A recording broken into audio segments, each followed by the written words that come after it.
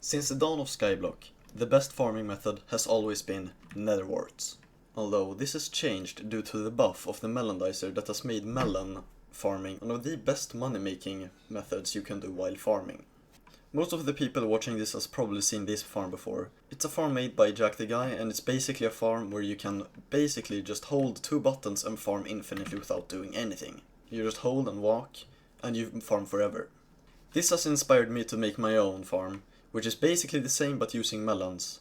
Although this came with some unique challenges that I have overcome, and I can present to you this new design. You can find it on my island, and it uses the exact same amount of petrules as the netherwart farm, except that it uses one more, but this doesn't really affect anything since you don't have to buy any more autopets. This farm is very similar to the one Jack the Guy made over there, but it has some major differences like this fence right here, and the fact that you don't look at any angle except for straight forward. And down here, where the guests spawn, there is a manual for how to use the farm and how to build it. If you're still struggling, you can just look at the farm and just like rebuild all of what I've done, which is not too hard when you get into the thick of it. Now to do some explaining for how the farm actually works, for those of you who are interested. Most of the farm works pretty much the same as I already said, but the major difference is instead of using potatoes, you use pumpkins to activate elephant. At the end of the farm, I have a plethora of crops that I break to activate different pets.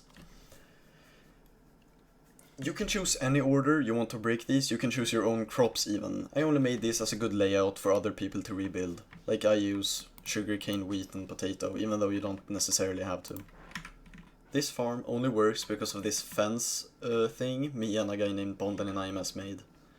Basically, when you spawn here and walk to the side, you will walk into the water, and if you're slow enough, you're gonna hit this block while being in the water, and that's gonna save you from falling down. And instead of going down here, you're gonna walk here and hit the fence and float up to the start and go down here. And this is very unique since this side you can actually have lower speed than on this side for going over some of the holes, which is very interesting and allows for a bunch of different new combinations that hasn't existed before. This is all very difficult to explain, but if you build the farm and just follow the speeds I've written down here and up here, you should be fine.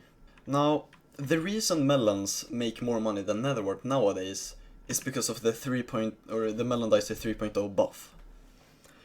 Back in the day, it only used to have the same ability as the normal melon dicer. The only difference was that it gave more farming wisdom. This has changed now, and the Roland ++ ability gives you way more melons than it did before. And you can get almost 2 million melons in one contest, which is kinda crazy. You can make maybe around like 10% more money from this farm than the old Jack the Guy farm, which is kinda insane, although this farm takes a bit longer to build as it's pretty janky currently, and I'm working on designing it better, but yeah. It is very important that you build all of the fence gates and all of the signs that I put down. This is because we don't want the melons to grow on the dirt, so you walk into them, making you lose efficiency by having to like replant and rebuild every time you farm. Some of the speeds required for this farm is extremely precise, like for the second layer of the second column. This layer specifically. Since some of the layers, like the second layer of the second column, is very precise in its speed requirement, it is usually useful for some people to switch out the blocks and the sign I've made here, so it's easier for them to make their pets work for their farm. And it might be hard to set up, but it's gonna be needed for some people. The same went for me when I made this farm originally. In Jack the Guy's video, he does not have the same trapdoor placement and the same stair placement as I do. I had to remake some of the parts to make my pets work for this. This makes the farm a bit slower to set up, but it's worth since you gain so much more money than you would on a normal farm. And it also makes farming more bearable as you can do anything else without having to look at the screen even.